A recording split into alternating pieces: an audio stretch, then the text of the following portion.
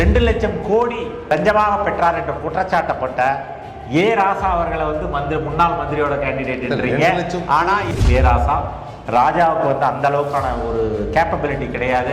எங்க முருகனோட மேட்ச் பண்ற அளவுக்கு அவர் அந்த அளவுக்கு மக்கள் தீர்ப்பே மகேசன் தீர்ப்பு, மக்களே சொல்லட்டும். அவினாஷி, பவானிசாகர், கூடலூர் இது 3மே ரிசர்வ்டு கான்ஸ்டிடுவன்சி. அதே போல் உதகமண்டலம், குன்னூர், மேட்டுப்பாளையம் இது 3 நீங்கள் சொன்னபடி டெமோக்ராட்டிக் திருவிழாவில் தேர்ந்தெடுக்கப்பட்ட ஒரு கேண்டிடேட்டாக தான் எங்களோட எல் முருகன் அவர்கள் இருப்பார். வெற்றி வேட்பாளர் எங்களோட சட்டம் பயின்ற ஒரு சட்ட வல்லுநர் அஸ்வத்தாமன் அவர்கள் போட்டி போடுறாங்க. எங்களோட ஸ்டேட் செக்ரட்டரி. 1671 பூத்தும் கவனிக்கப்படுகிறது. அந்த 1671 பூத்தை கவனிக்கிறதுக்கு அவங்க பர்கூர் ஏடிஎம்கேவோட ஸ்ட்ராங் ஹோல்டு. ஏற்கனவே ஜெயலலிதா ஒரு முறை அங்கே நின்று வந்திருக்கிறாங்க. ஸோ இந்த மாதிரியான அவங்க டெபாசிட் எழுந்திருக்கிறாங்க. இல்லை, நான் அதை கொஞ்சம் டீசெண்டாக சொன்னேன். தளி, ஒசூர் இது 2மே பார்த்தீங்க அப்படின்னு சொன்னால் தெலுங்கு, தமிழ், கன்னடா 3 லாங்குவேஜ் பேசக்கூடிய அந்த தொகுதி. உங்களுக்கு கிருஷ்ணகிரி வந்துட்டீங்க அப்படின்னு சொன்னால் தெலுங்கு டாமினேட்டட். தெலுங்கு அண்ட் தமிழ் ஈக்குவலாக இருக்கும். கிட்டத்தட்ட ஒரு 50-60% மக்கள் எங்களை வெல்கம் பண்ணுறாங்க. வரவேற்கிறது தான் முக்கியமே தவிர ஓட் பண்ணுறாங்களா இல்லையான்றது தேசம். தொல் திருமாவளவன் பொறுத்த வரைக்கும் நம்ம எடுத்துக்கணும் அப்படின்னு சொன்னால் இட்ஸ் ஒரு ஸ்டார் தொகுதி. அவர் ஒரு பீரியடு ஜெயிச்சு வந்திருக்கிறாரு. அதுக்கு முன்னால் தோற்றுருக்கிறாரு. விடுதலை சிறுத்தைகள் என்ற ஒரு கட்சி இருப்பதையே கழிச்சிட்டு அவங்க டைரெக்டாக டிஎம்கேல இருந்தாங்கன்னா பரவாயில்லன்றதான் என்னோட சொந்த ஒப்பீனியன். போராட்ட குணம் கொண்ட ஒரு பெண் எங்களுடைய கட்சியினுடைய மாநில பொதுச் செயலாளர் கார்த்தியாயினி ஏற்கனவே மேயராக இருந்தவங்க ஜெயிக்க முடியும் அப்படின்ற ஒரு அசைக்க முடியாத நம்பிக்கையோடு நாங்கள் களமிறக்கி இருக்கிறோம். இது உங்கள் கட்சியை சார்ந்தவர் அங்கிருந்து நகர்ந்துட்டார், கரெக்டுங்களா? அப்போ அது ஒரு மைனஸாக கருதுறீங்களா நீங்கள்? நாங்கள் அரசியல், சாதி, மதம், நிறம் இன்றி நடுநிலையாக இயங்குகிறோம். த நியூஸ் டுடே இந்தியா சேனலுக்கு விளம்பரம் மூலம் ஆதரவு தர நினைத்தால் இப்போதே தொடர்பு கொள்ளுங்கள். நன்றி.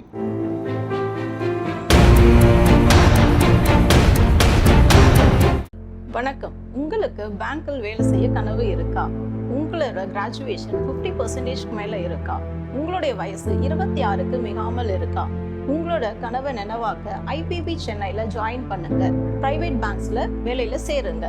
மேலும் விவரங்களுக்கு கீழே உள்ள இணையதளத்தை அணுகவும். த நியூஸ் டுடே இந்தியா நேயர்களுக்கு வணக்கம். இன்றைய சிறப்பு விருந்தினர் திரு செந்தில்குமார் அவர்கள், state BJP election committee analytical and strategic wing president. வணக்கம். நீலகிரி தொகுதி ஒரு முக்கியமான தொகுதி. ஏன்னா ஆல்ரெடி மினிஸ்டராக இருந்தவர் அங்கே கேண்டிடேட்டு.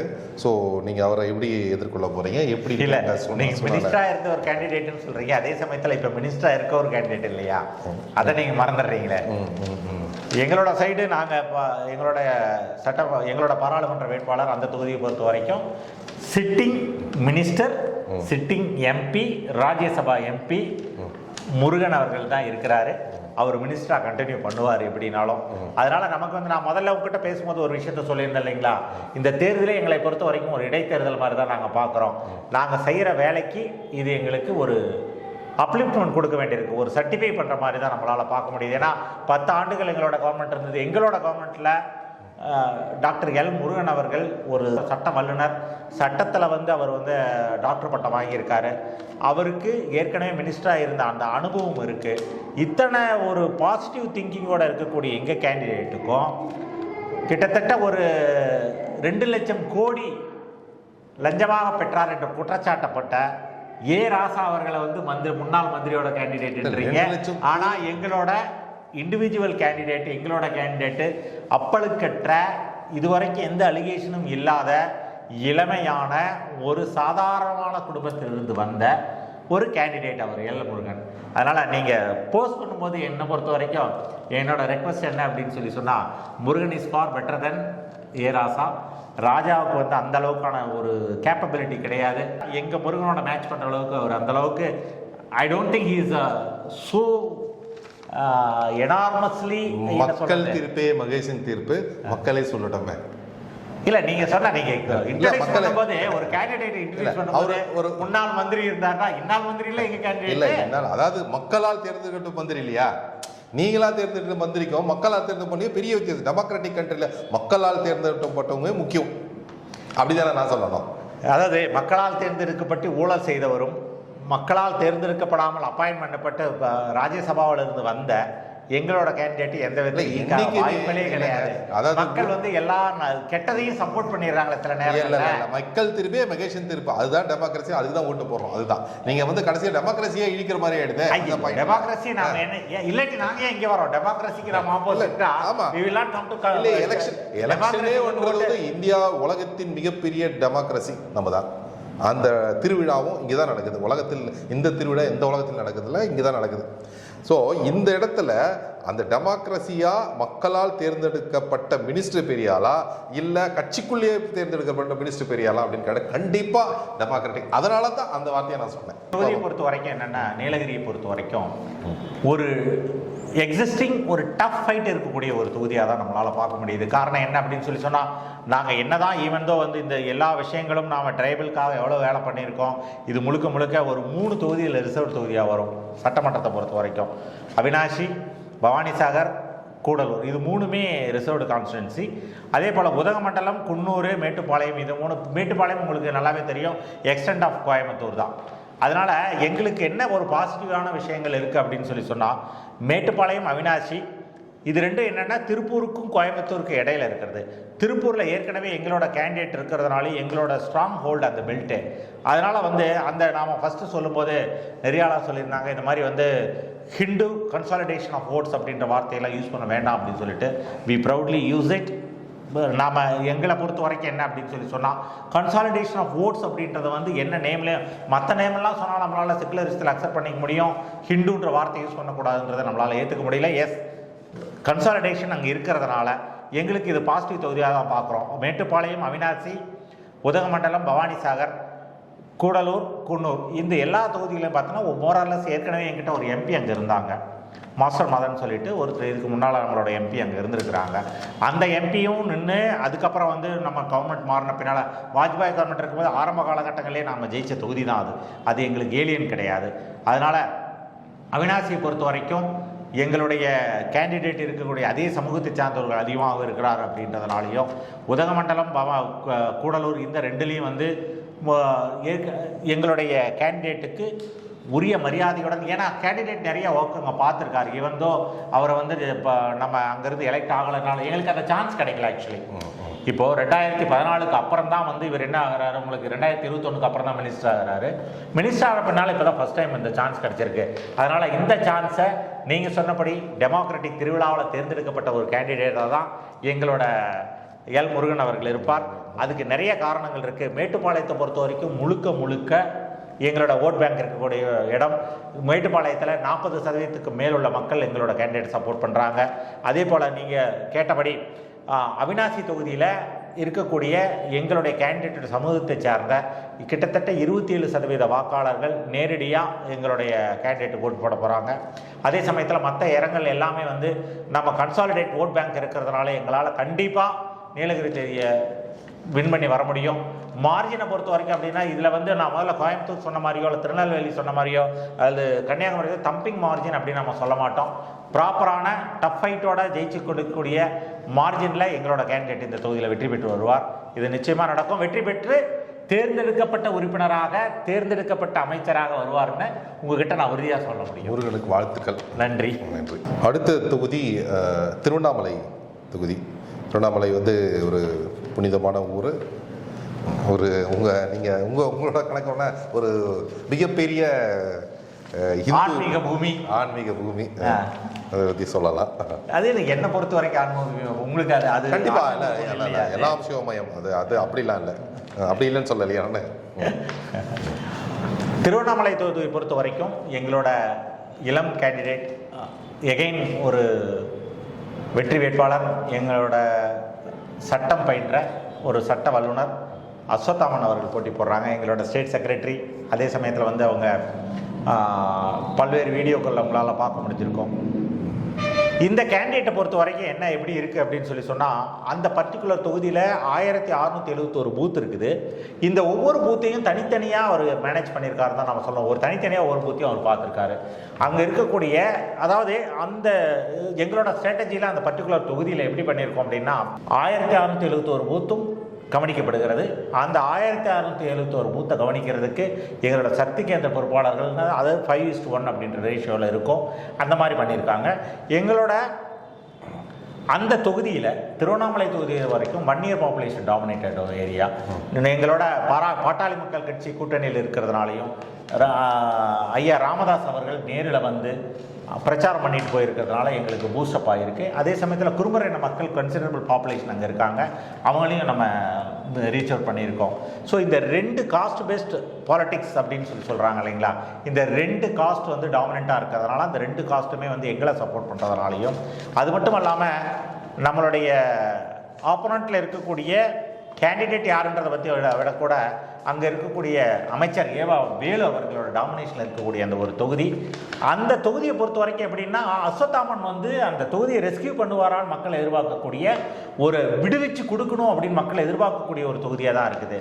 ஏன்னா அந்த கோயிலாகட்டும், அந்த கோயில் சுற்றி உள்ள தொழிலாகட்டும், அந்த தொகுதியில் உள்ள இந்த ஜோலார்பேட், திருப்பத்தூர், செங்கம், திருவண்ணாமலை, கீழ்பெணத்தூர், கலசபா, இந்த எல்லா தொகுதியிலையுமே பார்த்தீங்க அப்படின்னு சொன்னால் ஜோலார்பேட்டை ஏரியாவிலையும் திருப்பத்தூர் ஏரியாவிலையும் பார்த்தீங்க அப்படின்னா எங்களுக்கு கன்சிடரபிள் ஓட் பேங்க் அங்கே இருக்குது. இங்கே இருக்கிறதுல செங்கம் தொகுதி கொஞ்சம் பெரிய தொகுதிங்க. இல்லை, இப்போ நீங்கள் ஜோலார்பேட்டை தொகுதியை பார்த்தீங்கன்னா அங்கே நீங்கள் வந்து சிறுபான்மை மக்களோட எண்ணிக்கை ஜாஸ்தி இல்லையா? தேரிவான் நாங்கள் எதிர்பார்க்குறதே சிறுபான்மையினர் மக்கள் இருக்கக்கூடிய தொகுதியில் எங்களால் ஓட்டு வாங்க முடியாதுன்னு நீங்கள் சொல்லும்போது தான் எங்களுக்கு வெற்றி வாய்ப்பு அதிகமாகுது. காரணம் என்ன அப்படின்னு சொன்னால் ஜோலார்பேட்டை ஏரியாவில் நாங்கள் போய் எங்களோட டீமோட நாங்கள் ஒர்க் பண்ணும்போது ஜோலார்பேட்டையில் உள்ள இஸ்லாமியர்கள், நீங்கள் சிறுபான்மையினர்கள் சொல்கிறீங்க, நான் சிறுபான்மையினர் சொல்கிறேன், எங்களோட இஸ்லாமிய சகோதரர்கள் எங்களுக்கு எந்த அளவுக்கு சப்போர்ட் பண்ணுறாங்க, அங்கிருந்து எந்த அளவுக்கு எங்களுக்காக வேலை பார்க்குறாங்க. நான் முதல்ல உங்களுக்கு சொன்னேன் இல்லைங்களா, 1671 பூத்துனா மொத்த பூத்தையும் தனித்தனியாக நாங்கள் பார்க்குறோம்னு சொல்லிட்டு, அந்த தொகுதியில் இருக்கக்கூடிய பூத்தில் கிட்டத்தட்ட 50% பூத்து, கிட்டத்தட்ட ஒரு 100 பூத்துக்கு மேலே முஸ்லீம் டாமினேட்டட் கம்ப்ளீட்லி. அந்த ஏரியாவில் எல்லாமே வந்து நாங்கள் போய் விசிட் பண்ண வரைக்கும் எங்களுக்கு ஒரு 30-40% வாக்காளர்கள் எங்களுக்கு வாக்களிக்கிறதா சொல்கிறாங்க. இதிலிருந்தே நாங்கள் உங்களுக்கு ஒரு விஷயம் புரிஞ்சிருக்கலாம், எப்படின்னா சிறுபான்மையினர் மக்கள் எங்களை சப்போர்ட் பண்ணலை அப்படின்ற அந்த மாயை உடைக்கிறதுக்கு இந்த எலெக்ஷன் எங்களுக்கு உதவும் நம்ம நம்பலாம். திருவண்ணாமலை பொறுத்த வரைக்கும் செங்கம் தொகுதி கொஞ்சம் பெருசு, அங்கே கொஞ்சம் மக்கள் பாப்புலேஷனும் வந்து கொஞ்சம் ஸ்கேட்டர்டாக. செங்கம் தொகுதியில் அதாவது ஒரு பின்தங்கிய மாவட்டம் அப்படின்னு சொல்கிறது வந்து இந்த திருவண்ணாமலை, செங்கம் அதெல்லாம் பார்த்தீங்கன்னா பெருசாக தொழில் வளம் இல்லாத ஒரு மாவட்டம், மலைப்பகுதிகள் சார்ந்தது, பெரிய இண்டஸ்ட்ரியல் இது எதுவுமே இல்லை. அந்த மாதிரியான ஒரு நிலைப்பாடு இருக்கு இல்லையா? ஸோ இங்கே மற்ற நீங்கள் சொன்ன மாவட்டங்கள்லாம் வந்து பார்த்திங்கன்னா ஓரளவுக்கு கொஞ்சம், அதாவது ஃபினான்ஷியலி கொஞ்சம் ஃபார்வர்டு. பட் பார்த்தீங்கன்னா திருவண்ணாமலை சுற்றி இருக்க மாவட்டம் எல்லாமே வந்து அந்த லெதருக்கு வந்து இஷ்யூ வந்ததோ அதுக்கப்புறம் வந்து அது நெளிஞ்சு போன ஒரு இடம் ஆகிட்டு போச்சு இல்லையா, அதை சுற்றி இருக்க மாவட்டங்கள்லாம். அது மட்டும் சொல்லுங்க. நம்ம வந்து ஒரு சாதாரணமான ஒரு தொகுதி எடுத்து அதை பற்றி பேசும்போது, அந்த ஒரு ஏரியாவை பற்றி பேசும்போது என்ன பண்ணிடுறோம் அப்படின்னு சொன்னால், அங்கே இருந்த லெதர் ஃபேக்ட்ரிஸ் எல்லாத்தையும் பேன் பண்ணதுக்கப்புறம் அதில் வந்து தொழில் நலிஞ்சு போயிடுச்சு அப்படின்னு நம்ம சொல்கிறோங்க. இதை நீங்கள் வேறு மாதிரியும் பார்க்க முடியும். அந்த ஒரு பர்டிகுலர் தொழில் வந்து ஏதோ ஒரு காரணங்களுக்காக, சுகாதார அமைப்பு அந்த காரணங்களுக்காக அதை நிறுத்தி வைக்கப்பட்டது அப்படின்னு சொன்னால், அதை தாண்டி மற்ற தொழில்கள் என்ன இருக்குன்றதோ, அங்கேருந்து உங்களுக்கு ஃப்ளவர் ஏற்றுமதி ஆகிறது, செங்கம் தொகுதியிலேருந்து எந்த அளவுக்கு அந்த மலர்கள் தயாரிப்பு இருக்குது, அது எந்த அளவுக்கு அக்ரிகல்ச்சர் ஓரியன்ட் ப்ராடக்ட்டு வெளியில் போகுது அப்படின்றதையும் நம்ம பார்க்கணும். அதே சமயத்தில் செங்கம் தொகுதி வந்து சென்னைக்கு அருகில் இருக்கிறதுனால எந்த அளவுக்கு ஜாப் ஆப்பர்ச்சுனிட்டிஸை அவங்களுக்கு இன்க்ரீஸ் ஆகிருக்கு அப்படின்றதையும் நம்ம பார்க்க வேண்டியிருக்கு. பின்தங்கிய மாவட்டம் அப்படின்ற விஷயங்கள்லாம் நம்மளால் ஏற்றுக்க முடியாது. பேக்வேர்ட் டிஸ்ட்ரிக்ட் அப்படின்னு சொல்லிட்டு முதல்ல ஒரு அனௌன்ஸ்மெண்ட் இருந்தது, அது வந்து அந்த ஏரியாவை முன்னேற்றத்துக்கான ஏற்படுத்தப்பட்டது தானே தவிர வேற எதுவும் அதில் இருக்கிற மாதிரி நம்ம பார்க்கல. திருவண்ணாமலை பொறுத்த வரைக்கும் என்ன அப்படின்னு சொன்னால், ஒரு ஏர்போர்ட் கொண்டு வரதுக்கான ஒரு முயற்சி பண்ணுறோன்னு சொல்லியிருக்கிறாரு. என்ன அப்படின்னா, எங்களோட சைடில் இருந்து எங்கள் கேண்டிடேட்டை பொறுத்த வரைக்கும் அப்படின்னா டெவலப்மெண்டல் ஆக்டிவிட்டீஸில் எந்த அளவுக்கு அவரால் பண்ண முடியும். இதுக்கு முன்னால் அந்த கேண்டிடேட்டை பற்றி இன்னொரு விஷயத்தையும் சொல்லணும். கடலூர் தொகுதியில் அவரோட சொந்த ஊர் கடலூர் உளுந்தூர்பேட்டை ஏரியா. அங்கே வந்து அவர் அந்த முந்திரி பருப்பில் இருந்து எப்படி அட்வான்ஸ்மெண்ட் டெக்னாலஜியோட அந்த முந்திரி பழத்துலேருந்து எக்ஸ்ட்ராக்ட் பண்ணி வெளியில் எக்ஸ்போர்ட் பண்ண முடியும் அப்படின்றதுக்கான முயற்சிகளை முழுசாக பண்ணிக்கிட்டு இருந்தவர் தான் அந்த எங்கள் கேண்டிடேட்டு. அந்த கேண்டிடேட்டை பொறுத்த வரைக்கும் என்னென்னா, எந்த ஊரில் என்ன ரிசோர்ஸ் இருக்கோ அந்த ரிசோர்ஸை யூஸ் பண்ணி எப்படி, நீங்கள் முதல்ல நம்ம ஒரு விஷயத்தை பேசும்போது, மேனிஃபெஸ்டோ பற்றி பேசும்போது நம்ம ஒரு விஷயத்த சொல்லியிருந்தோம், எஸ்ஹெச்ஜிஸ் வந்து எந்த அளவுக்கு யூஸ்ஃபுல்லாக இருப்பாங்க, அவங்களுக்கு என்னெல்லாம் கவர்மெண்ட் கொடுக்குது அப்படின்னு நம்ம சொல்லியிருந்தோம். இந்த மாதிரி விஷயங்களை நேரடியாக கொண்டு வந்து இம்ப்ளிமெண்ட் பண்ணும்போது எங்களால் நல்ல முன்னேற்றத்தை கொடுக்க முடியும். அது மட்டும் இல்லாமல் சிட்டிங் மினிஸ்டர்கிட்ட இருந்து அந்த ஒரு பர்டிகுலர் ஏரியாவை காப்பாற்றி வெளியில் கொண்டு வந்து நாட்டோட மெயின் ஸ்ட்ரீமில் கொண்டுட்டு வர முடியும்னு நாம் நினைக்கிறோம். ஏன்னா லஞ்ச ஊழல்களுக்கு ஊறிப்போன ஒரு பர்டிகுலர் ஏரியாவில் அதுவும் ஒன்று. எந்த அளவுக்கு விழுப்புரத்தையும் நீங்கள் சொல்கிறீங்களோ அதே அளவுக்கு ஈக்குவலாக திருவண்ணாமலையும் அந்த அளவுக்கு ஒரு ஸ்ட்ராங்கான ஒரு கரெக்ட் ஓரியன்ட் ஒரு சிட்டி, கரெக்ட் ஓரியன்ட் தொகுதியாக தான் நம்ம பார்க்குறோம். அந்த கான்ஸ்டிடுவன்சியை இப்போ ரெஸ்கியூ பண்ணுறதுக்கு அஸ்வத்தாமன் முடியும், அதனால் அவர் பண்ண முடியாதுன்னு நாம் அந்த விசிட் பண்ண எல்லா இடங்கள்லையும் பார்த்தீங்கன்னா டஃப் ஃபைட் கொடுத்துட்டு இருக்காரு இந்த நிமிஷம் வரைக்கும். இந்த டஃப் ஃபைட் வந்து வெற்றியை நோக்கி தான் பயணமாக இருக்கும். வெற்றி பெறுவார்னு நம்ம நன்றி. 2019 பார்த்தீங்க அப்படின்னு சொன்னால் 77.49% தான் வந்து அங்கே போலாக இருந்தது. இந்த போலில் பார்த்தீங்க அப்படின்னா கிட்டத்தட்ட 50% ஆஃப் த ஓட்ஸ் அப்படின்னு சொல்லி பார்த்தீங்கன்னா டிஎம்கே கேண்டிடேட்டுக்கு வந்தது. அதனால் ஒரு 3 லட்சம் ஓட்டு வித்தியாசத்தில் வந்து இப்போ ஜெயிச்சிருக்கவங்க ஜெயிச்சிருக்கிறாங்க. இந்த பர்சன்டேஜ் ஆஃப் ஓட் அப்படின்றது எப்படின்னா டிஎம்கே எந்த அளவுக்கு டாமினேட் பண்ணி அந்த ஏரியாவில் இருந்திருக்கிறாங்க அப்படின்றத மட்டும்தான் அது காட்டுது. இப்போ இந்த எலெக்ஷனில் நம்மளோட அந்த வெற்றி இருக்கிறத வந்து எந்த அளவுக்கு பார்க்குறாங்கன்னா, ஒரு திருவண்ணாமலையில் மட்டும் ஒரு 40% மேலே வந்து நம்ம அஸ்வத்தாமனை ஆதரிக்கிறாங்கிற ஒரே காரணத்தினால ஏவா வேலு அவர்கள் ஃபோனில் பேசும்போது சொல்லியிருந்தார், உங்களுக்கு அவர் பரப்புரையில் அவர் சொல்லியிருந்தார். என்ன சொல்லியிருந்தாருன்னா, இந்த எங்களோட கேண்டிடேட் அஸ்வத்தாமன் அவர்கள் என்ன சொல்லியிருந்தாங்க, ஒரு ஏர்போர்ட் கொண்டு வரதுக்கான எல்லா முயற்சியும் நான் எடுப்பேன், இங்கே ஏர்போர்ட் வரும், அதன் மூலமாக இன்டர்நேஷ்னல் பில்கிரிமேஜ் இதில் வந்து நம்மளோட திருவண்ணாமலை வரும், நிறையா அதுக்கு தகுந்தமான ஃபண்டிங் அரேஞ்ச்மெண்ட்ஸ் இதெல்லாமே இருக்கும் அப்படின்னு சொல்லியிருந்தார். அதுக்கு சவால் விடுற வகையில் ஏவா வேலு அவர்கள் பேசும்போது என்ன சொல்லியிருந்தாங்க அப்படின்னா, நீங்கள் என்ன வேணால் கொண்டு வரலாம், அது கொண்டுட்டு வர்றதுக்கு பேசிக்கான நிலம் நாங்கள் தான் ப்ரொக்யூர் பண்ணி கொடுக்குறோன்றதுனால அது எப்படி நாம் கொடுத்துறோன்ற ஒரு தொனியில் பேசியிருந்தாங்க. இது இவங்க 2 பேர்த்துக்கு இடையில் இருக்கக்கூடிய அந்த ரிஃப்ட்டை தான் காட்டுது.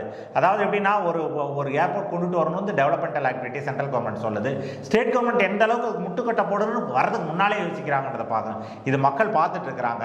இந்த காரணத்தினால தான் ஏவா வேலு பேசுனது இருந்து அதுக்கப்புறம் 4 நாளுக்கு அப்புறம் நம்மளோட டேட்டா கலெக்ஷனில் பார்த்தீங்க அப்படின்னு சொன்னால் கிட்டத்தட்ட 38.6% பாப்புலேஷன் வந்து நம்மளோட திருவண்ணாமலையில் இருக்கக்கூடிய நம்மளை அஸ்வத்தாமன் கேண்டிடேட் சப்போர்ட் பண்ணாங்க. இது மட்டும் இல்லாமல் அந்த சுற்று வட்டத்தில் இருக்கக்கூடிய குருமரின மக்கள் முழுக்க எங்களோட கேண்டிடேட்டை சப்போர்ட் பண்ணுறதுனாலையும், வன்னியகுல சத்திரியர்கள் எங்களோட கேண்டிடேட்டை சப்போர்ட் பண்ணுறதுனாலையும் முழுவதுமாக எங்களால் வெற்றி பெற முடியும் என்று நம்பலாம். திரு செந்தில் அவர்களே, கிருஷ்ணகிரி தொகுதியில் வந்து அதிகமான அகெயின் சிறுபான்மை மக்கள் இருக்கிறாங்க. ரெண்டாவது அது வந்து ஒரு bridge between the IT corridor of India. So அந்த தொகுதியை வந்து அந்த தொகுதியோட நிலவரம் எப்படி இருக்குது? எந்த நம்மளோட பார்வையில் கிருஷ்ணகிரி தொகுதியை பொறுத்த வரைக்கும் நீங்கள் சொன்ன மாதிரி ஒரு பஃபர் பிட்வீன் த ஒரு major metropolitan city and next side பார்த்தீங்க அப்படின்னு சொன்னால் எஜுகேஷனலி பின்தங்கிய மாவட்டமான தருமபுரி அந்த செக்மெண்ட் வந்துடும். ஸோ உங்களுக்கு அந்த 2க்கும் இடையில உள்ள பஃபர் இது. இதில் ஒசூர் அப்படின்றது ஒரு கான்ஸ்டிடன்சி. அந்த Hosur constituency most industrially developed, அதாவது எஜுகேஷனலி டெவலப்டு, அந்த மாதிரியான ஒரு டெவலப்பான ஒரு நேஷ்னல் ஹப் அது. அந்த மாதிரியான ஒரு தொகுதி இருக்கிற ஒரு இடம். ஏர்போர்ட் வரப்போகுது அப்படின்ட்டு புதுசாக அதை சொல்லிட்டு இருக்காங்க வர சென்டரில். இல்லை, அதுக்கான வாய்ப்பே எனக்கு தெரிஞ்ச வரைக்கும் இடம் எப்படிப்பட்ட ஏர்போர்ட், ஒருவேளை நம்மளோட பெங்களூர்ல இருந்து பார்த்தீங்கன்னா ஒரு பெங்களூரோட பார்டர், அது ஐடி பார்க், அது எலக்ட்ரானிக் சிட்டிலேருந்து பார்த்தீங்கன்னா கிட்டத்தட்ட ஒரு 60-70 கிலோமீட்டர் தள்ளி இருக்குது அந்த பக்கம். இந்த பக்கம் வந்து பார்த்தீங்க அப்படின்னா இப்போ நம்ம ஒசூரில் இருந்து நம்ம கிட்டத்தட்ட நம்ம அங்கே போனோம்னா கிட்டத்தட்ட ஒரு 100 கிலோமீட்டர் டிஸ்டன்ஸ் ஆஸ் பர் அந்த கவர்மெண்ட் நார்ம்ஸ் பிரகாரம் வந்துரும்னு நினைக்கிறேன். ஸோ அந்த கணக்குப்படி பார்த்தீங்கன்னா கொஞ்சம் அந்த ஒசூர் அப்படிங்கும்போது ஒரு எக்ஸ்க்ளூசிவ் ஏர்போர்ட் மாதிரி ஏதாவது இருக்க வாய்ப்பு இருக்குது. எப்படின்னா ஒரு லாஜிஸ்டிக்ஸுக்கான மூவ்மெண்ட்டுக்கான ஏர்போர்ட், அந்த மாதிரி ஏதாவது எக்ஸ்க்ளூசிவிட்டியோட வரதுக்கான வாய்ப்பு இருக்குது. இப்போ அந்த விஷயங்கள் பொறுத்த வரைக்கும் கவர்மெண்ட்டோட நார்ம்ஸுக்கு உட்பட்டு நம்மளுடைய அந்த பூகோள அமைப்பிற்கு உட்பட்டு தான் அந்த மாற்றங்கள் தெரியும். அதை பற்றின டிஸ்கஷன் நம்ம இவ்வளோ ஏர்லியாக பண்ண முடியாது. இந்த தொகுதியை பொறுத்த வரைக்கும் ஹொசூர் இருக்கிற அதே மாதிரி இதுக்கு முன்னால் வந்து நம்ம ஓலா கம்பெனி சிப்காட்டில் அங்கேருந்து செட் பண்ணி இருக்கக்கூடிய ஒரு பர்கூர் ஒரு தொகுதியாக இருக்குது. அவங்க வந்து பர்கூர் வந்து ஏடிஎம்கேயோட ஸ்ட்ராங் ஹோல்டு. ஏற்கனவே ஜெயலலிதா ஒரு முறை அங்கே நின்று வந்திருக்கிறாங்க. ஸோ இந்த மாதிரியான அவங்க டெபாசிட் எழுந்திருக்கிறாங்க. இல்லை, நான் அதை கொஞ்சம் டீசெண்டாக சொன்னேன். பர்கூர் அப்படின்னு ஒன்று இருக்குது. ஊத்தங்கரை, அது ஒரு ரிசர்வ்டு கான்ஸ்டிடுவன்சி. தளி அப்படின்னு ஒரு தொகுதி இருக்குது. நான் ஏற்கனவே திருப்பி நான் சொல்கிறதுல வந்து நம்ம கேண்டிடேட்ஸ் வந்து ஒரு சர்ப்ரைஸ் கொடுக்கறதுக்கோ ஒரு ஜெயிக்கிறதுக்கோ வந்து ஒரு சப்போர்ட்டிவாக இருக்கிறது அந்த தொகுதியில் ஏற்கனவே நம்மளோட ரெப்ரசன்டேஷன் இருந்ததா அப்படின்றத பொறுத்து தான். தளி தொகுதியை பொறுத்த வரைக்கும் ஏற்கனவே நம்ம வந்து 2 வின் பண்ண ஒரு தொகுதி. பார்டரில் இருக்கிறதுனால, கர்நாடகா பார்டரில் இருக்கிறதுனால அது வந்து ஒரு ட்ரைலிங்குவல் ஏரியா தான் அது மொத்தமாக. தளி, ஒசூர் இது ரெண்டுமே பார்த்தீங்க அப்படின்னு சொன்னால் தெலுங்கு, தமிழ், கன்னடா 3 லாங்குவேஜும் பேசக்கூடிய அந்த தொகுதி. உங்களுக்கு கிருஷ்ணகிரி வந்துட்டீங்க அப்படின்னு சொன்னால் தெலுங்கு டாமினேட்டட், தெலுங்கு அண்ட் தமிழ் ஈக்குவலாக இருக்கும். அதே போல வந்து கிருஷ்ணகிரியில் முஸ்லீம் டாமினேட்டட் இதுதானே. அது வந்து நீங்கள் எங்களுக்கு ஒரே ஒரு விஷயத்தை மட்டும் தயவு செஞ்சு நீங்கள் புரிஞ்சுக்கோங்க. எப்பவுமே வந்து முஸ்லீம்ஸ் டாமினேட்டட் அப்படின்றதுனால தே ஆர் நாட் ஏலியன் அந்த மாதிரி நாங்கள் நினைக்கல. ஏன்னா ஒரு தவறான ஒரு விஷயத்தை இதுவரைக்கும் புகுத்தப்பட்டிருக்கு ஒரு முஸ்லீம் மக்கள் மத்தியில். அதை நாங்கள் உடைச்சிட்டோம் தான் நாங்கள் ஃபீல் பண்ணுறோம். ஏன்னா அவங்க ஒரு இது வந்து மதம் அப்படின்றது அவங்களோட ப்ரேயிங் ப்ரொஃபஸ் இப்போ எப்படி பண்ணுறாங்க அதை பொறுத்து தான். அது அவங்களுக்கு அந்த மதம், நமக்கு இந்த மதம் அப்படின்னு சொல்லி தான் சொல்லணும். நாம் கன்சாலிடேட்டட் ஆஃப் ஓட் அப்படின்னு சொல்கிறது ஒரு வார்த்தை யூஸ் பண்ணுறதோ அல்லது வந்து அவங்கக்கிட்ட நீங்கள் எப்படி போவீங்க, முஸ்லீம்ஸ் அதிகமாக இருக்காங்களா, அந்த மாதிரி இல்லை. நீங்கள் சொல்கிற அதே கிருஷ்ணகிரியில் முஸ்லீம் பாப்புலேட்டட் இருக்குது, அந்த டென்ஸ் பாப்புலேஷன் இருக்கக்கூடிய ஏரியாவில் நாங்கள் எடுத்ததில் கிட்டத்தட்ட ஒரு 50-60% மக்கள் வந்து எங்களை வந்து வெல்கம் பண்ணுறாங்க. வரவேற்கிறது தான் முக்கியமே தவிர ஓட் பண்ணுறாங்களா இல்லையான்றது வந்து இந்த முஸ்லீம் சிறுபான்மைன்னு எதுக்கு அடிக்கடிக்கு நான் சொல்கிறேன் அப்படின்னா, நீங்கள் ஒரு தொகுதிக்கு சொல்லும் போது பார்த்தீங்கன்னா அதிகமாக வந்து இந்துவிசம் ஜாஸ்தி இருக்கு, கன்சாலிடேஷன் சொல்லிடுறீங்க. ஸோ அது ப்ளஸ்ன்னு சொல்ல வரீங்க. இந்த இடத்துல அது நியூட்ரல் ஆக்குறீங்களே, அதுக்காக தான் அந்த கேள்வி கேட்குறேன். இது இப்போ நியூட்ரலைசேஷன் எதுவுமே கிடையாது. நான் என்ன சொல்கிறேன்னா, ஹிந்து கன்சாலிடேஷன் எப்படி இருக்குதுன்னு நான் சொல்கிறேனோ அதே போல் முஸ்லீமில் பெனட்ரேஷன் இருக்குதுன்னு நான் சொல்கிறேன். வி ஆர் பெனட்ரேட்டிங் இந்த முஸ்லீம் பாப்புலேஷன் எங்களை அக்செப்ட் பண்ணிக்கிறாங்கன்னு நான் சொல்கிறேன். நாங்கள் பார்த்துருக்கக்கூடிய விஷயங்களை கிருஷ்ணகிரி பொறுத்த வரைக்கும் ஒரு 50-60% மக்கள் எங்களை வெல்கம் பண்ணுறாங்க. எங்களுக்கு கண்டிப்பாக தெரியும் 20-30% பீப்புள் எங்களுக்கு ஓட் பண்ணுவாங்கன்னு நான் நம்புகிறோம். ஏன்னா அந்த டேட்டாவை எடுக்கும்போது நமக்கு அந்த மாதிரி தான் இருக்குது கிருஷ்ணகிரி தொகுதியை பொறுத்த வரைக்கும். தளியை பொறுத்த வரைக்கும் ஏற்கனவே நான் சொன்னவங்களுக்கு தளியில் வந்து ஏற்கனவே நம்மளோட பாப்புலேஷன் இருக்கிறதுனாலையும் ஏற்கனவே நம்ம ஜெயிச்சதுனாலையும் அங்கே எங்களுக்கு ஈஸியாக தான் இருக்குது. அங்கே வந்து ஒரு 28% வரைக்கும் எங்களுக்கு ஓட் பண்ணுறத கன்ஃபர்மேஷன் இருக்குது.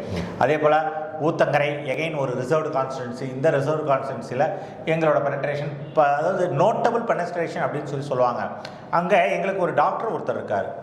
இண்டிவிஜுவலாக இண்டிபெண்ட்டாக he is working for the party. நான் உங்ககிட்ட முதல்ல ஒரு விஷயத்த சொன்னேன். எங்கள் பார்ட்டியை பொறுத்த வரைக்கும் பூத் இருக்குதோ இல்லையோ அதை பற்றி பிரச்சனை இல்லை, நாங்கள் இவ்வளோ பர்சன்டேஜ் வருவோம், மேஜிக் இருக்குது அப்படின்னு சொல்லி எங்கள் மாநில தலைவர் ஒரு முறை சொல்லியிருந்தார். அதை திருப்பியும் நான் ஆணித்தனமாக சொல்ல விரும்புகிறேன். பூத் இருக்கோ ஸ்ட்ரக்சர் இருக்கோ இல்லையோ, ஆனால் எங்களுக்கு வாக்களிக்கக்கூடிய மக்கள் தாராளமாக இருக்கிறாங்க. வேலை செய்கிறதுக்கான மக்கள் இண்டிவிஜுவலாக அவங்களே இருக்கிறாங்க. அதுபோல் ஊத்தங்கரியை பொறுத்த வரைக்கும் நாங்கள் இப்போ ஐடென்டிஃபை பண்ணது எங்களுக்காக ஒர்க் பண்ணக்கூடிய ஒரு டாக்டர் வந்து அவராக ஒர்க் பண்ணிருக்காங்க, வாலண்டியராக ஒர்க் பண்ணிட்டு இருக்காங்க.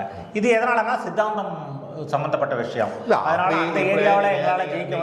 நீங்கள் ஒரு விஷயம் என்னன்னா ஒருத்தர் நீங்கள் சொல்கிறீங்க, ஆனால் மற்ற திராவிட கட்சியில் வந்து பார்த்தீங்க அப்படின்னா நிறைய பேர் இருக்காங்களே. அதாவது ஒரு மேடையிலோட பேசும்போது நான் இதில் இருந்து தான் இதுதான் என்னோட பலம், இந்த இடத்துல இருந்து தான் நான் வந்தேன், பூர்வீகம் அப்படின்னு சொல்கிறாங்க இல்லைங்களா. அப்படி நம்ம ஒரு பூர்வீகம் வந்து சொல்கிறதுக்கு ஒருத்தர் 2 பேர் இருக்காங்க, நான் இல்லைன்னு சொல்ல வரல.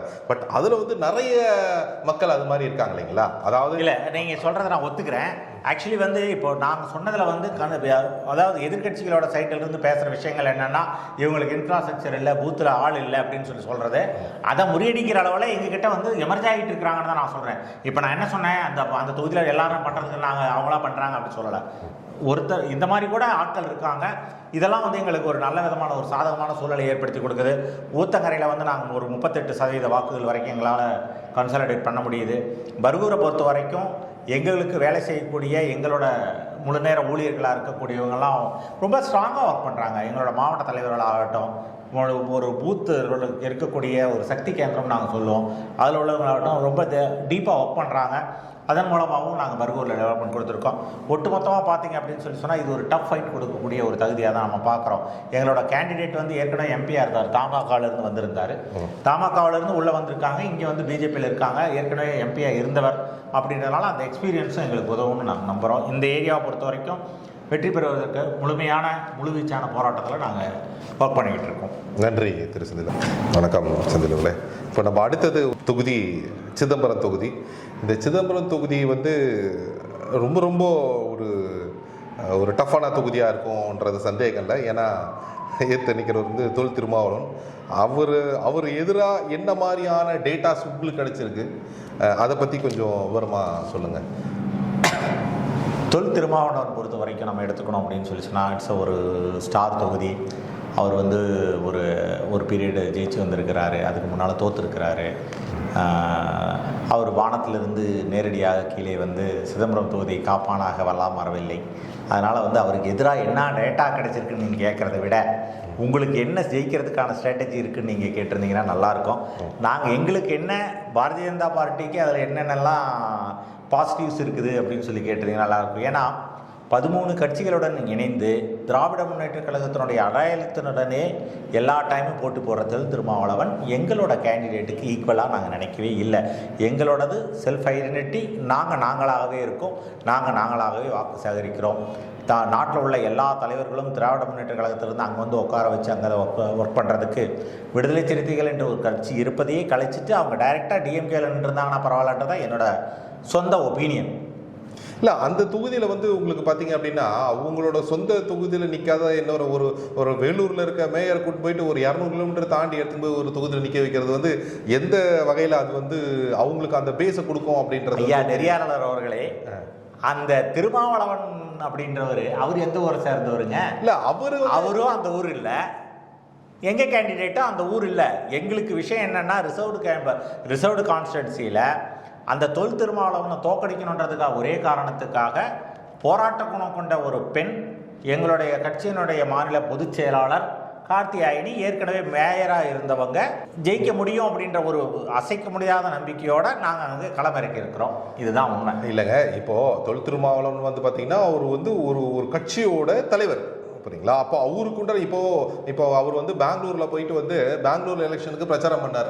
பெங்களூர்ல வந்து அங்கிருந்து துரத்தி அடிச்சிட்டாங்க. அதையும் சொல்லுங்க. இல்ல, அதுல அதையும் நீங்க சொல்லல. அவர் துரத்தி அடிச்சு பிரச்சாரம் பண்ணாருன்னு சொல்லுங்க. வாசம் துரத்தி அடிச்சிருந்தா அத்தனை தொகுதி அவங்க வின் பண்ணிருக்க மாட்டாங்கல்ல. பெங்களூர்ல வின் பண்ணது யார்? இல்ல, அவர் சப்போர்ட் பண்ண கட்சி தானே காங்கிரஸ்.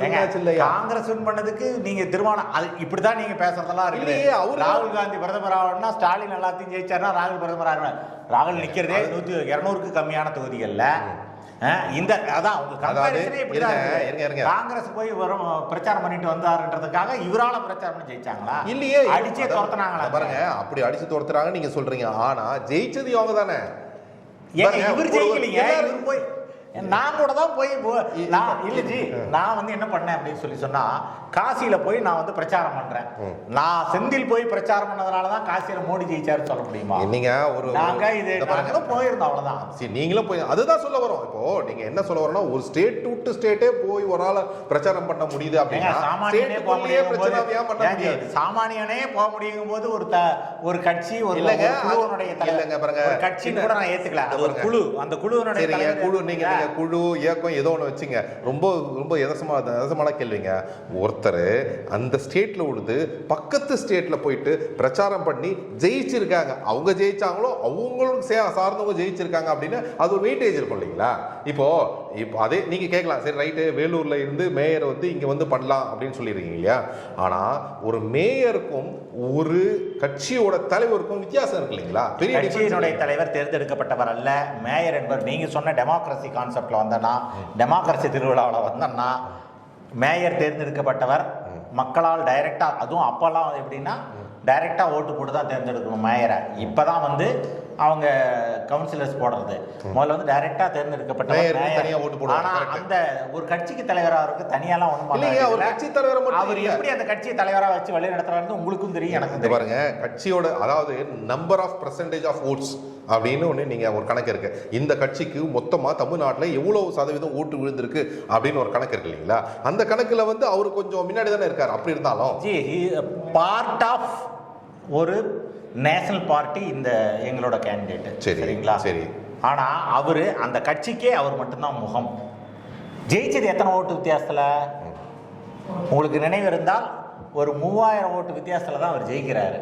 இந்த லெவல்ல உள்ள ஒரு தலைவருக்கு எங்களுடைய கேண்டிடேட் எந்த விதத்திலும் இப்போ அடுத்தது உங்க பாயிண்ட் வரேன். அடுத்தது உங்க கட்சியை சார்ந்தவர் அங்கிருந்து நகர்ந்துட்டார். கரெக்டுங்களா? அப்போ அது ஒரு மைனஸாக கருதுறீங்களா நீங்கள்? இல்லை, அதாவது இல்லை, அதனால தானே இவங்களை கொண்டு வந்தீங்க அந்த இடத்துக்கு. இவங்களை கொண்டுட்டு வந்தோன்ற காரணத்தினால அவர் வெளியில் போயிடுவார் அப்படின்னு தான் இப்போ நீங்கள் கேட்குறீங்க.